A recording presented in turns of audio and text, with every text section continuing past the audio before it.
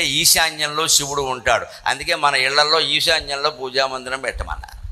ఎందుకంటే అక్కడ శివుడు స్థానం. అది అగ్ని స్థానంలో నువ్వు దేవుడు పూజ పెడితే ఒళ్ళు మడిపోతూ ఉంటుంది ఇక్కడి నుంచి. వాయువు స్థానంలో పూజామందిరం పెడితే దేవుడు నువ్వు కూడా ఎగిరిపోతారు అక్కడి నుంచి గాలి. ఈశాన్యంలో పెట్టమన్నారు పూజామందిరం, ఎందుకంటే ఈశ్వరుడు స్థానం అది. ఈశ్వరుడు ఏమిస్తాడు? మోక్షం ఇస్తాడు. మోక్షం కావాలంటే ఏం చేయాలి? బరువులు బంధాలు తగ్గించుకోవాలి. అందుకే మనకు చూడండి, వాస్తుశాస్త్రంలో ఎంత చక్కని మాట ఉందో, ఈశాన్యంలో బరువులు పెట్టద్దన్నారు. మనం ఏమనుకుంటాం, ఈ మైక్ ఎక్కడ పెట్టద్దు, ఈ సింహాసనం, అది కాదు నాయన, నీ మనస్సులో బరువుల గురించి చెప్పిన మాట.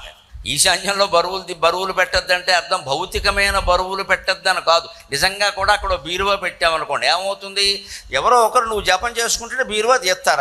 అక్కడ చూసి లెక్కెడుతూ ఉంటే మన దృష్టి ఆ లెక్క మీద ఉంటుంది. అక్కడ ఈ గోల లేకుండా ఉండాలంటే ఈశాన్యంలో బీరువాలు ఉండదు. అంతకుమించి ఏం లేదు అక్కడ. నువ్వు ఏదో ఇంకో చోట పెడితే బీరువాలో డబ్బులు పెరుగుతాయని లేదా పెరగవని, బీరువాన్ని బట్టి డబ్బులు పెరగవండి, మన బుద్ధిని బట్టి మన కష్టాన్ని బట్టి డబ్బులు పెరుగుతాయి.